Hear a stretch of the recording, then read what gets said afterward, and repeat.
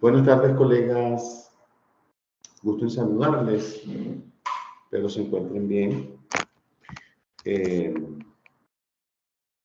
Quiero validar si me escuchan, si me ven y si se proyecta la lámina que tengo allí. Gracias. Bueno,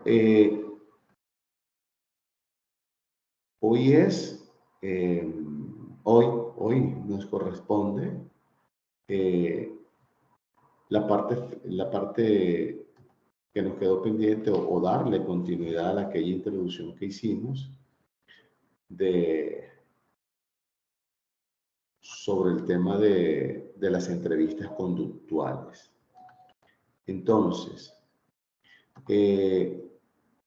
tal vez haciendo un breve resumen, recordarán que nosotros decíamos, ¿verdad? Que una entrevista, ¿verdad? Es un proceso en el cual se busca conocer e indagar en mayor cuantía sobre un proceso de selección, porque acuérdense que la entrevista forma parte de la selección, ¿verdad? Por lo tanto, nosotros necesitamos reconocer, como lo habíamos dicho anteriormente, que esa entrevista previamente debe ser preparada, ¿verdad? Debe ser planificada y pues aplicar los procedimientos necesarios para ir descartando e ir indagando, descartando los que no cumplan, digamos, con ese perfil e ir indagando sobre los aspectos fundamentales que nos interesa saber, ¿verdad? También habíamos dicho que esta entrevista conductual por competencia es posterior a la entrevista preliminar o entrevista inicial. Y habíamos indicado que esa entrevista preliminar o inicial lo que busca o lo que se busca es ir descartando aquellos postulados o postulantes o personas interesadas que no cumplen con el perfil mínimo que nosotros estamos buscando, ¿verdad? También decíamos que esta entrevista conductual por competencias, por lo general se lleva a cabo después que se han efectuado las pruebas de conocimientos, pruebas de habilidades, pruebas numéricas, pruebas psicométricas. Les decía que en El Salvador todavía se permite el polígrafo, pero no todos lo aplican. Y que con todas estas pruebas de conocimientos, habilidades, destrezas numéricas, nos estábamos enfocando en la parte de conocimientos y habilidades. O sea, aquí estamos indagando, descubriendo el nivel de conocimientos y habilidades que tiene la persona para el cargo o la posición que se quiere ocupar. Más sin embargo, la entrevista conductual por competencia no evalúa conocimientos per se técnicos o habilidades.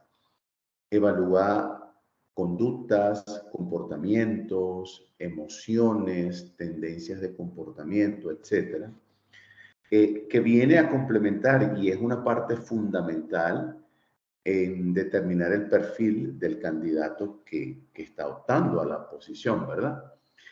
Pero con esa entrevista conductual se pudiese, si nosotros no consideramos que tenemos los insumos suficientes, podemos recurrir a otras dos técnicas. Una es el Assessment Center, que también es muy conocido y es muy efectivo.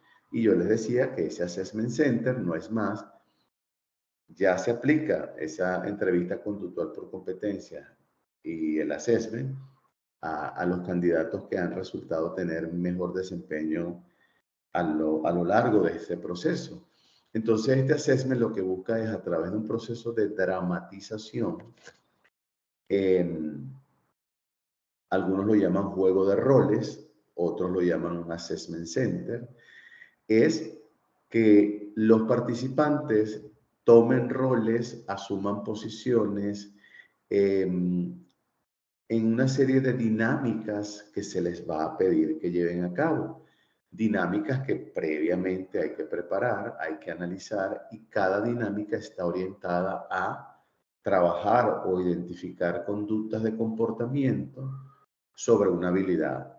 Por ejemplo, la habilidad de liderazgo, planificación, comunicación, trabajo en equipo, manejo de incidentes y conflictos, etc.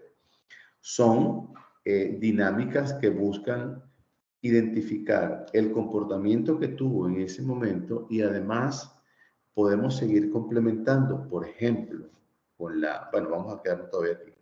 Yo identifico las tendencias de comportamiento que tuvo la persona, además de los propios comportamientos en la dinámica, y eso me sirve de elemento comparativo sobre el perfil que exige la organización, que está descrito, valga la redundancia, en el descriptor del puesto, ¿verdad? Por eso, para realizar o preparar las dinámicas que los participantes van a desarrollar, es fundamental conocer a fondo el descriptor del puesto. Por lo tanto, debe existir, ¿verdad? Pero si yo todavía quisiera profundizar la indagatoria de las tendencias de comportamiento, entonces puedo aplicar una técnica que yo les decía que pues, en El Salvador no es muy popular, que se llama la grafología. La grafología no tiene que ver con nada misterioso, esotérico, ni nada de eso. La grafología es un método, ¿verdad?, de análisis de trazados, que a través de la técnica de escribir al menos 10, 12, 15 líneas, colocar una firma, y además de eso hacerlo en una hoja en blanco con bolígrafo, con tinta, no con lápiz, los rasgos, los trazados nos dicen mucho de una persona, nos dan aproximaciones, no es un análisis 100% certero, pero está más o menos entre el 75 y 85% de precisión sobre lo que dice el rasgo, ¿no? Entonces yo creo que yo les decía un poquito la semana pasada que la fuerza con la que se escribe, el alto, el ancho, tamaño, la curvatura, todo eso tiene un significado en la grafología y se asocia a conductas, a comportamientos, y las conductas y los comportamientos tienen que ver con las emociones, y las emociones se activan por estímulos. Entonces a mí me gustaría saber cómo será este trabajador que ha salido muy bien, por ejemplo, en las pruebas de conocimiento y habilidades, cuando está molesto. A mí me gustaría saber cómo hace este colaborador cuando se le exige presión. A mí me gustaría saber este colaborador qué tan equilibrado es en un momento de ansiedad, o que deba dejar la ansiedad, todo ese tipo de cosas. Entonces, estos tres elementos, la entrevista conductual por competencias, el Assessment Center o los Assessment Center y la grafología, son buenas herramientas, excelentes para determinar conductas, ¿verdad? Y entonces así, estratégicamente, en este módulo estamos dejando atrás solo lo operativo. Veo el currículum, veo las pruebas de conocimiento, habilidades y determino. Estoy determinando el ingreso de una persona con base a conocimientos y habilidades, no con base a emociones. Y eso es fundamental. Eso es fundamental. Bueno, vamos entonces a avanzar un poco para entonces analizar en profundidad las preguntas que normalmente se formulan o se toman en cuenta para, para las entrevistas conductuales por competencia. Yo le decía que yo le dejé acá una serie de preguntas. Entonces, hoy vamos a trabajar unas 20 preguntas, hay muchas más. Recuerden que también les dije que su proyecto del módulo 2 va a ser uno o dos perfiles que yo les voy a dar de aspirantes a una, mejor dicho, uno o dos perfiles de posiciones que hay que ocupar y ustedes van a formular las preguntas conductuales por competencia con base a esto que vamos a ver hoy, ¿verdad? Entonces, voy a ir formulando la pregunta y voy a ir describiendo lo que espera un analista de reclutamiento que conoce de entrevistas conductuales, ¿verdad? Bien, entonces, ¿qué tenemos acá? Cuéntame cómo trabaja. Bueno, evidentemente esto, esto lo antecede algo, ¿verdad? Los saludos tradicionales, las preguntas rutinarias para romper un poco la ansiedad, el ofrecer un poco de agua, café, té, ¿verdad? Y explicarle, no le vamos a explicar, vamos a llevar a cabo una entrevista conductual por competencia, porque nos interesa conocer su enfoque emocional, ¿no? Eso no se le va a decir para nada, se le va a decir, bueno, como usted está en el proceso y ha venido avanzando, entonces en esta etapa nos gustaría seguir conversando con usted sobre algunos aspectos que tienen que ver con su trabajo, la forma como lo ha llevado a cabo, los resultados que ha obtenido. Y esto es parte del proceso de selección. Eso es lo que hay que decirle, no hay que darle más detalle porque no lo puedo poner en auto, ¿verdad? O sea, en alerta para que entonces responda ya condicionado, ¿no? Yo quiero que responda de manera natural y eso va a ser importante para mí. Por lo tanto, no se olviden lo que habíamos dicho. Se le puede pedir el permiso al entrevistado o al postulante que se va a grabar, que se va a grabar la sesión, porque las respuestas son importantes. Ahora, si usted tiene la capacidad de escucharlo, tener la capacidad de mirarlo y va escribiendo, pues lo felicito, hágalo así. Bien, entonces vamos con la primera pregunta. Cuéntame cómo trabajaste efectivamente bajo presión. Fíjense que no le están preguntando cómo hiciste un buen trabajo, sino cómo lo hiciste con base a una presión. Entonces lo que nos interesa es que él comprenda que es trabajar bajo presión. Trabajar bajo presión es entregar antes de tiempo, alcanzar un resultado no disponiendo de los recursos tecnológicos, procesos, procedimientos, personas, tener que trabajar la simultaneidad, o sea, dos cosas, porque las dos son importantes, son bajo presión. Y la presión de siempre, que mi jefe, del jefe, de los jefes, lo está pidiendo para hoy, o el cliente lo quiere para hoy. Entonces, aquí esperaríamos respuestas como, por ejemplo, que la persona diga, bueno, lo primero que hice fue validar con mi jefe el nivel de magnitud de lo que me está pidiendo, el nivel de riesgo en el cual estamos manejando y si yo puedo contar con alguien más, ¿verdad? O sea, hasta dónde yo puedo disponer de recursos o personas, porque yo sé hacer el trabajo, solo que me lo están pidiendo antes de tiempo. Entonces, eso también va a afectar posiblemente otras actividades.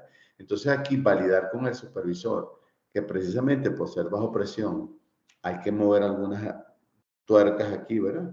Eso sería una respuesta interesante para el reclutador porque lo primero que dice es toma en cuenta las consecuencias, toma en cuenta el impacto, valida con su supervisor el nivel de impacto, objetividad, soluciones, y eso es lo que quiere escuchar el entrevistador, ¿ok? Otra pregunta, ¿cómo manejas un desafío? Dame un ejemplo. Fíjense, una pregunta donde muchos se caen. Lo primero que tienen que reconocer que un desafío es una oportunidad. Cuando usted le dice, mira, bueno, si quieres, necesito que me ayudes en esto. No me van a decir es un desafío, ¿verdad? Pero esto hay que hacerlo bien y hay que hacerlo perfecto y hay que entregarlo en tal momento. Entonces, los desafíos, lo primero que uno debe conocer es si yo tengo las competencias requeridas para resolver eso en este momento. y para cuánto ese desafío, que normalmente es una actividad que va a buscar un objetivo, se debe entregar, ¿verdad? Si ustedes ven la pregunta anterior, tiene mucho parecido. Trabajar bajo presión es un desafío, pero aquí tal vez este desafío va más allá porque tal vez escapa de tus manos de un trabajo tradicional. Entonces, cuando tú vuelves a validar riesgos, impacto, qué cosas necesito para hacerlo, aquí estamos identificando que la persona no se deja abrumar por el desafío. A un desafío yo le puedo decir sí de manera responsable y también le puedo decir no de manera responsable. Pero antes de decir sí o no, debemos indagar la magnitud de ese desafío, ¿verdad?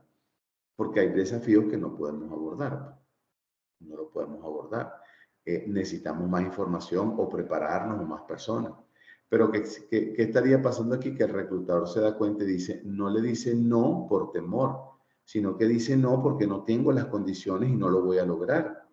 Entonces, bajo las condiciones que me lo están vendiendo, no puedo. Si usted me da esto, esto y esto, yo lo puedo lograr. ¿Ok?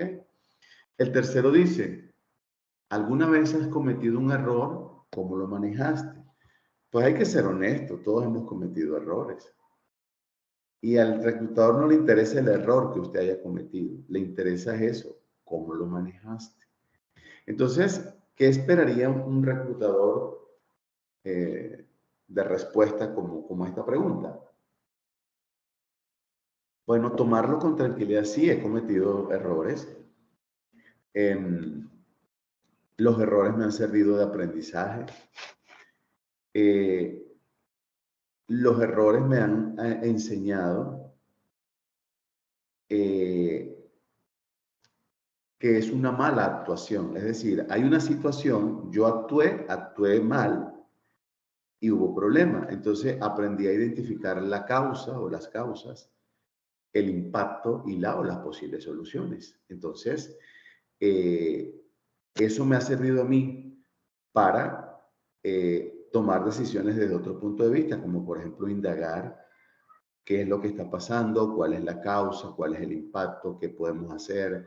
La solución es parcial, es total, la resuelvo yo, la resuelvo con mi equipo, o sea, la puedo delegar. Eso, de esa manera, yo manejo desviaciones, problemas, errores. Y eso sería una respuesta estupenda. La cuatro, dame un ejemplo o de un ejemplo de cómo estableces metas. Acuérdense que las metas son objetivos, ¿verdad?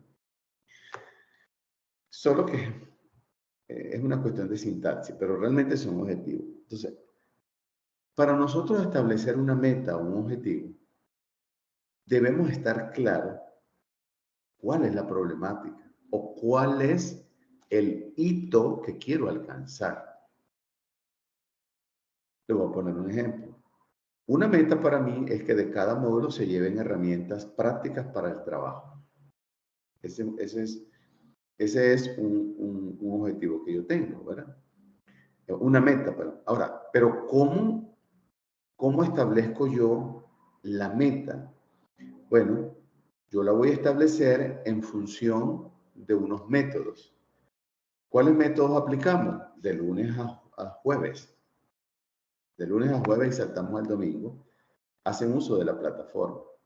Entonces en la plataforma hay un material que les sirve de guía. Pero los sábados hacemos una sesión sincrónica donde damos más detalle y podemos interactuar.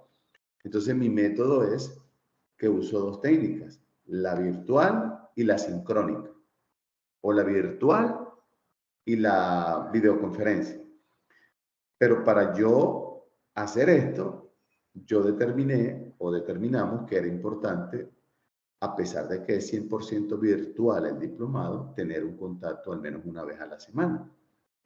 Entonces, una meta se construye conociendo cuál es el hito final que queremos alcanzar. ¿Cuál es ese hito final? Ese gran momento que queremos alcanzar. Y ya con eso es suficiente para el entrevistador, ¿verdad? pudiesen agregar si así lo desean. Un objetivo, una meta se redacta con 4 pasos. El primer paso es que debe iniciar con un verbo ar, o ir. Desarrollar, establecer, discernir. Eso es lo primero. Segundo, ¿qué voy a hacer? Tercero, ¿cómo? ¿A través de qué lo voy a hacer? Y cuarto, ¿para qué lo voy a hacer? Así se redacta un objetivo o una meta. El 5, deme un ejemplo de una meta que alcanzaste y dime cómo lo lograste. Fíjense que es personal, pero no que el entrevistador aquí no está buscando el detalle de esa meta, no. Ahí es muy claro. Y dime cómo lo lograste. Entonces, una meta se alcanza conociendo la magnitud del resultado, identificando los recursos requeridos, personas, finanzas, herramientas, infraestructura, tecnología, procesos, estrategias. O sea, necesito una serie de elementos para yo poder, entonces, poder establecer una meta y alcanzarla, ¿verdad? Definir los riesgos, definir lo que es crítico y lo que es menos crítico, ¿verdad? Definir las competencias del talento humano al cual le voy a asignar las tareas. Todo eso me sirve a mí para alcanzar una meta. Entonces, ¿cómo la logro? Con planificación. ¿Ok? La 6, describe una decisión que tomaste que no era popular y explica cómo la manejaste y cómo la implementaste. Bueno, por ejemplo, que alguien le diga a ustedes, bueno, mira, tuve que liderar el proceso o el proyecto de cambiar el horario. Por ley podemos trabajar 44 horas, pero estábamos trabajando 40. Entonces, no podíamos decirlo así nada más, porque iba a ser un proceso de resistencia al cambio. Entonces, lo que hicimos fue crear pequeños grupos donde le íbamos explicando las causas por las que necesitamos trabajar 4 horas más los sábados, los beneficios que iba a traer para la organización, los beneficios que va a traer para el trabajador, y dentro de esos beneficios para la organización, como por ejemplo más productividad, mayor tiempo para manejar la calidad de los productos o servicios, mayor oportunidad de tener una mejor imagen ante los compradores, y del lado del colaborador, aspectos como por ejemplo, se le va a dar para los días sábados el transporte, se va a lograr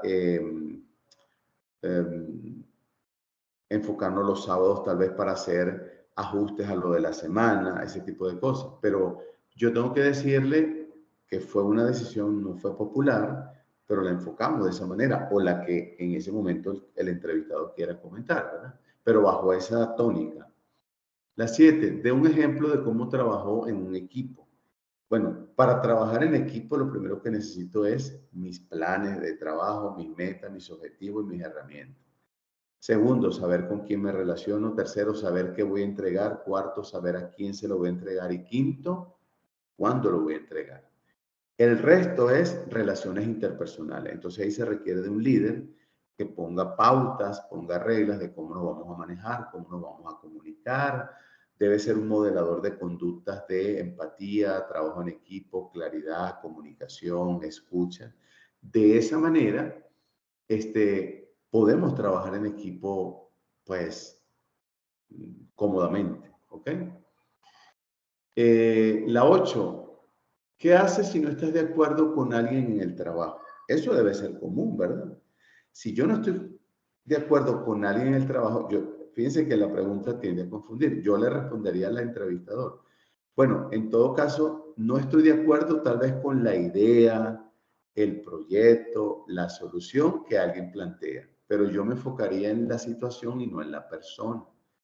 Luego me enfocaría en darle mi punto de vista, argumentando mi punto de vista, no indicando que no estoy de acuerdo, pero porque no estoy de acuerdo, no.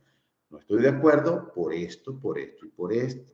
Y se supone que eso yo lo conozco, lo domino y lo investigué, lo revisé, tengo información veraz, oportuna y confiable, pero también lo hago con aplicando el proceso de comunicación asertiva, que es eficacia, que mi mensaje le llegue a la persona y lo comprenda. Asertividad, que le doy el mensaje con respeto y cordialidad. Claridad, que uso palabras claras. Empatía, que logro crear un ambiente de trabajo empático, no bélico. Y cinco, que manejo la escucha, pues que también escucho a la otra parte. De esa manera se puede trabajar perfectamente en equipo, ¿ok? Porque en el ejemplo no me baso en la persona, sino en el punto que está tratando. La 9, comparta un ejemplo de cómo fue capaz de motivar a los empleados o compañeros de trabajo. Una forma de motivar a las personas, o hay varias formas, una de ellas es modelar conductas. Si yo quiero que la gente no se grite, yo empiezo a hablar y no gritar. Yo quiero que la gente llegue a la hora, yo tengo que llegar a la hora. Pero además de eso, existe la resistencia al cambio, que la gente está desmotivada porque no los involucramos, porque no le damos información veraz, oportuna y confiable, porque no los hacemos parte del proceso, porque no los tomamos en cuenta para que nos dé su opinión, su punto de vista. Entonces, cuando yo hago esto, la persona o los empleados de alguna manera sienten que se les está tomando en cuenta. Evidentemente hay un control, ¿verdad? Que no le puedo dejar todo, pero lo hago sentir que es parte de este proceso, ¿ok? Y la 10 dice, ¿has manejado una situación difícil? ¿Cómo? Bueno, mire, situaciones difíciles hay muchas. Lo que espera el reclutador escuchar son cosas como, por ejemplo, busco mantener la calma desde el punto de vista emocional. Eso lo hago manteniendo autoconciencia, autorregulación, automotivación. Busco manejar información veraz, oportuna y confiable para que las decisiones estén basadas en hechos reales. Si es posible, lo comparto con mi equipo, porque también escucho a mi equipo. Esto le está diciendo el entrevistador o el entrevistador comprendería que la persona realmente está manejando esto de forma estratégica y que es un líder, porque cuando involucra a su equipo, pues para eso tiene un equipo, ¿verdad? Entonces, fíjense que aquí no preguntamos nada de conocimiento, sino de experiencias, situaciones, emociones. Vamos a ver las otras que todavía nos queda tiempo. Las otras preguntas. Esta lámina y la otra lámina es una explicación de las preguntas anteriores para que las lean cuando tengan calma. Fíjense, vamos a ver estas otras preguntas acá. Hay como 7 preguntas más. Dice así, posibles preguntas de seguimiento en la entrevista conductual por competencia. ¿Has trabajado en múltiples proyectos? ¿Cómo manejaste las prioridades? Eh, ah, en algunos casos a uno le toca trabajar varios proyectos, varias actividades. ¿Cómo manejaste las prioridades? Una forma de manejar las prioridades es ir con el supervisor o con el cliente y decirle, bueno, mire, tengo 3 clientes internos y cada uno me está pidiendo esto y me han autorizado que a los 3 hay que atender. Perfecto. Pero cada objetivo o cada meta tiene una serie de actividades. Entonces, yo quiero que sea de ustedes que me digan cuál es la prioridad. Porque si yo le doy una prioridad al número X, entonces los demás van a decir, ¿y por qué a mí no? Entonces, por eso acudo al supervisor general y que yo le diga, yo puedo manejar los 3 proyectos o las 3 actividades. Solo quiero que con los clientes me diga cuál es la prioridad. Porque esta actividad no se hace en un día, tengo que dividirme, ¿verdad? Entonces, tal vez voy a hacer avances diarios. Ahora, si usted me dice, manéjalo así, 33% del tiempo del día a cada proyecto, perfecto. Entonces yo todos los días avanzo un 33%, ¿verdad? Otra, ¿cómo manejas cumplir con plazos ajustados? Es un poco la pregunta de cómo manejas, cómo trabajas bajo presión. Los plazos ajustados normalmente son imposiciones, no nos queda otro. ¿Qué debemos hacer? Identificar los riesgos de que no se haga tiempo en el plazo ajustado, identificar si tengo a la mano el equipo de trabajo, la infraestructura, las herramientas, la tecnología, los procesos, el presupuesto, la gente, las estrategias, todo. Cuando yo veo que tengo todo, entonces me voy a las prioridades. Y dentro de las prioridades pudiesen ocurrir cosas como, por ejemplo, que no es todos los días, nos vamos a tener que quedar hasta cierta hora de la noche para poder cumplir mañana a las 8, ¿verdad? De esa manera, y sin meter temas de bienestar social, de pago de hora, eso es aparte, yo me puedo comprometer y puedo comprometer al equipo, pero necesito saber la dimensión de lo que necesito para lo que voy a hacer. Esa es una respuesta que espera el reclutador. La otra, ¿cómo haces o qué haces si no estás de acuerdo con un compañero de trabajo? Creo que ya lo hemos dicho. Creo que está repetida. Primero, me enfoco en mi punto de vista, pero lo argumento. Yo argumento y les explico por qué no estoy de acuerdo, utilizando la comunicación eficaz y asertiva, empática, clara y la escucha. No creando prejuicio, escuchando al otro y pensando siempre en alcanzar una solución. Pero no veo a la persona como el problema, sino un incidente del tema que estamos trabajando. ¿Okay? ¿Qué haces si no estás de acuerdo con tu jefe? ¿No estás de acuerdo con tu jefe? Bueno, mire, a menos que la empresa sea un cuartel del ejército, uno puede expresar su punto de vista, pero hay que expresarlo con respeto, con claridad, con precisión, con información veraz, oportuna y confiable y sobre todo con criterios. Al jefe no se le puede llegar uno a decirle, es que yo creo, es que a mí me parece, es que yo he pensado, porque le va a preguntar, y con base en qué ha pensado, usted cree, usted se imagina, ¿verdad? Se supone que él tiene más información que nosotros, entonces si yo no estoy de acuerdo con el jefe, yo con respeto le digo, jefe, yo le quiero plantear mi punto de vista y quiero que lo valore, pues. Esa respuesta mata al entrevistador, porque ve que maneja la inteligencia emocional. ¿Ok? La otra, ¿cómo manejas cuando hay cuando hay un conflicto, cómo manejas cuando hay un conflicto entre miembros de un equipo que tú lideras? Pues no debería ocurrir, pero si llegase a ocurrir, lo que ustedes tienen que responder es, o lo que espera el entrevistador es, intervenir por separado a cada uno, escuchar la versión de cada uno por separado. Que cada uno argumente, yo valoro.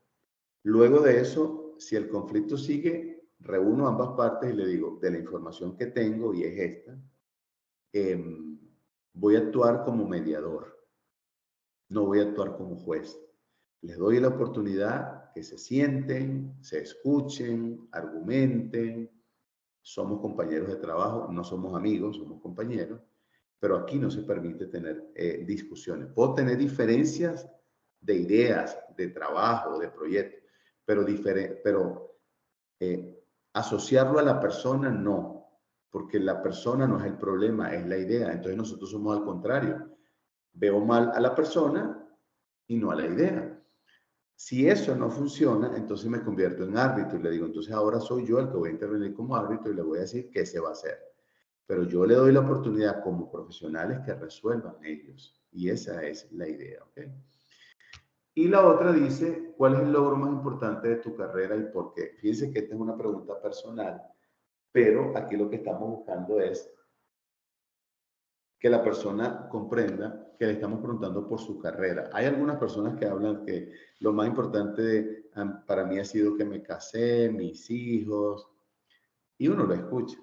Y yo no lo interrumpo, yo lo dejo y ahí se queda. Pero es de tu carrera, no de tu vida privada, de tu vida familiar, de tu vida de ocio, es de tu carrera. ¿Cuál ha sido el logro más importante? Bueno, ya evidentemente ahí queda abierto a la persona. Hay personas que dicen, bueno, mire, haber logrado graduarme sin tener trabajo, con familia. Una vez me dijo alguien, yo logré graduarme teniendo a mi esposa embarazada de alto riesgo que no se podía mover de la cama y yo la tenía que dejar sola. Siempre buscaba un vecino que me ayudara. En el salón estaba pensando en mi esposa y afortunadamente salió bien del embarazo y yo me gradué. Entonces, fíjense, me metió algo familiar, pero está bien. Entonces, aquí nos están preguntando es un logro importante de mi carrera, como por ejemplo, logré con un equipo de personas en tal institución implementar, desarrollar, cambiar, mejorar, o sea, está asociada a los legados que ustedes han dejado, ¿verdad? Los legados que han dejado en alguna parte de su experiencia profesional. ¿Okay? Entonces, estos son algunos ejemplos de preguntas de entrevista conductual. En esa presentación que ya la tienen alojada en la plataforma, hay otras preguntas. Entonces, mañana domingo les voy a alojar su caso de estudio número 2, que va a estar orientado a la entrevista conductual por competencia. Ya saben que lo voy a dejar para el último día de la última clase, no lo voy a poner para estos días. La misma recomendación, traten de que no se les acumule. La semana que viene vamos a iniciar el módulo 3, pero voy a cerrar este módulo 2 con el tema de riesgos en la contratación de personal, que de todo ese material ya se los alojé. Me acordaron, agradezco, gracias, me acordaron los materiales, les subí el material de grafología, les subí el material de riesgos en la contratación de personal y creo que lo otro, no sé si era de coaching, no me acuerdo. Lo otro era, ya les digo,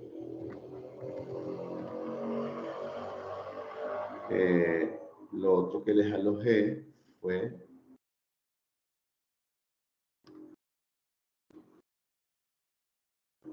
la grafología, la matriz de riesgo y el assessment center. Ahí lo están anotando. Y no sé qué pasó, que se me pasó por alto, no le había colocado la grabación de la clase del 15. Ahí la tienen, tienen la del 15, tienen la del 22, que es la pasada, bueno, y esta que se está grabando, ¿ok? ¿Qué otra cosa les puedo decir? Este proyecto sí lo pueden hacer en equipo, máximo 5 personas. Yo esperaría que por ser en equipo, el que quiera, no es obligado. No tienen que ser 5, pueden ser 4, 3 o 2, o el que quiera individual, o sea, individual hasta grupos de 5. No se olviden, cada uno tiene que alojarlo en la plataforma. Si trabajaron 5, 4, cada uno lo aloja, porque acuérdense que eso es lo que ve INSAFOR, ¿ok? Entonces, fíjense, esto que trabajamos hoy era el subproceso 2, selección, cuando caíamos en el tema de entrevista preliminar y pruebas de conocimiento, de habilidades numéricas, y luego decíamos entrevista conductual por competencias, assessment center, grafología. Entonces, ya con esta entrevista, supongamos que se hace o no se hace grafología y assessment centers, o se hace, ya viene el informe, la terna para el gerente de línea que pidió este cargo o cubrir esta vacante. Entonces ustedes presentan el informe con las características de qué se hizo, cómo se hizo y cuál fue el resultado para cada aspirante de esta terna. Ustedes le pueden sugerir, pero la decisión final es de él. Por lo general, el gerente de línea entrevista a la persona, a los 3 candidatos, y por lo general coincide con recursos humanos, no en todos los casos, por lo general. Pero no olviden, su trabajo no es decidir, sino determinar el nivel de desarrollo de cada uno durante el proceso de selección. Cuando la persona dice, haz esta y acepta, entonces ustedes le hacen la oferta, recursos humanos le hace la oferta económica y la oferta de servicio. La oferta económica es el paquete salarial, beneficios, o sea, prestaciones, salario, todo lo que es la parte legal, prestaciones sociales, y luego viene los beneficios o los incentivos, beneficios e incentivos económicos, no económicos. Para que entonces se llenan los formularios, se firma, eso va a la base de datos de Auditoría de Recursos Humanos y luego vendría, bueno, cosas que si el carnet y todo eso, vendría la inducción general que la da Recursos Humanos y luego vendría la inducción específica que la da el gerente de línea, o sea, el que va a ser el supervisor, el jefe de esa persona. Y en esa inducción general, bueno, ya sabemos, él habla de la misión, visión, valores, objetivos, metas, códigos de conducta, códigos de ética, normas de trabajo, los temas de seguridad, higiene, los temas de calidad de vida en el trabajo, los temas de prevención de accidentes, todo lo que es la organización. Y cuando va a la entrevista específica, entonces allí es el gerente de línea, el supervisor o alguien al que el gerente designe, le va a hablar del trabajo, el puesto de trabajo, los procesos, la tecnología, qué va a hacer, con quién va a trabajar, con quién se va a relacionar. Y normalmente asignamos a una persona para que lo esté monitoreando tal vez una primera, 2 semanas mientras se va adaptando, ¿ok? Eso es una especie de mentoría o mentoring que le dan ahí. Ya después entra el proceso y vienen los indicadores de recursos humanos.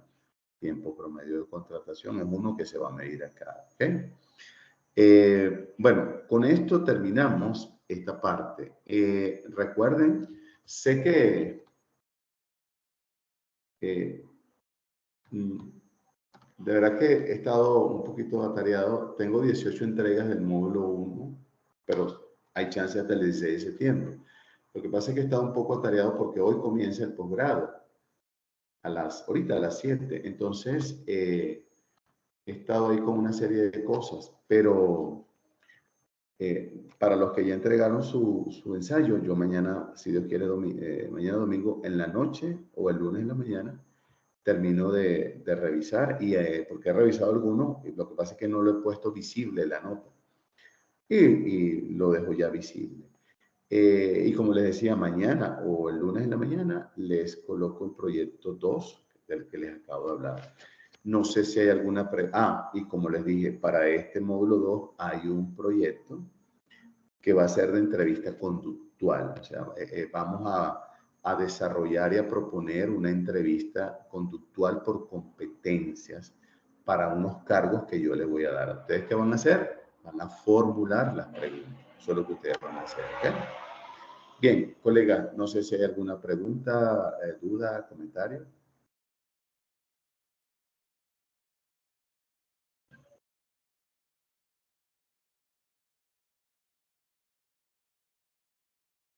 ¿Estamos bien? Gracias, Vladimir. Bueno, colegas, gracias, Carla. Denle una pequeña lectura sobre todo a las preguntas, porque ahí el material está completo. Gracias, Edis. Gracias, William. Hagan una lectura, porque fíjense. Gracias, María José.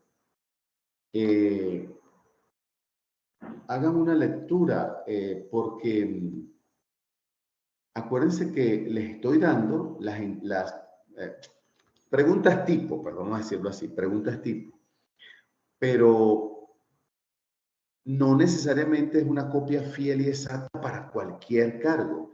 No es igual un cargo tecnológico, un cargo financiero, un cargo legal, un cargo administrativo. Hay preguntas que son estándar, pero no se olviden, lo que buscamos con estas preguntas, ya sabemos que no es indagar conocimiento, porque para eso lo hicimos en la fase inicial de selección, donde aplicamos pruebas de conocimiento, pruebas de habilidades, pruebas numéricas, pruebas psicométricas, incluso una serie de pruebas. Aquí estamos buscando es la tendencia de comportamiento de una persona que juega un papel importante y es una de las principales causales. Yo les había dicho una vez, el 90% de los problemas en las organizaciones son emocionales. El otro 10% es técnico, operativo, propio de trabajo. Pero ¿qué pasa? Sumamos este 90 al 10 y se hace un 100. Entonces vemos un grave problema. Y lo que sucede es que en el proceso de selección no identificamos conductas, tendencias de comportamiento, emociones. Y eso son fisuras, que cuando venimos a ver, tenemos un gran agujero de este tamaño de brechas. ¿Se acuerdan que definimos una vez competencias y brechas? Entonces, ¿qué andamos buscando? que estoy buscando un programador, tengo un programador excelente de sistemas, tiene mucha experiencia, pero cuando evaluamos la parte emocional, vemos brecha. Eso no significa que no sirva a la persona. Eso es una oportunidad de nosotros decir, mira, me gusta el perfil técnico de este programador, de este aspirante a programador. Tiene brechas emocionales, pero esas las podemos subsanar. ¿Cómo? Bueno, capacitándolo, dándole mentoría, dándole coaching, modelando conductas, nosotros irradiando en la organización estos temas de manejo de conductuales, pero no significa que no sirva, significa es que detectamos la brecha emocional para decidir cómo la vamos a atender, si la vamos a atender o no. Porque si veo un candidato que tiene un buen perfil técnico y supera, es decir, tiene más competencias que brechas que el otro, bueno, yo sé que me voy a ir por este. Pero eso suele ocurrir, ¿verdad? Que las organizaciones dicen, mira, no importa, lo vamos a incorporar a un programa de capacitación de esta brecha, porque tiene lo que me interesa también de la parte de conocimientos y habilidades. Y eso es perfectamente manejable, ¿ok? Bien, colegas, espero que esta noche, de alguna manera sus expectativas se hayan alcanzado. Espero que haya quedado claro el tema. Insisto, los invito a hacer una lectura cuando puedan y por supuesto estoy a la orden, bien sea por el correo o por el chat, de contestar cualquier pregunta. Por lo demás, como siempre, gracias. Cuídense mucho. Vayan con Dios. Nos vemos.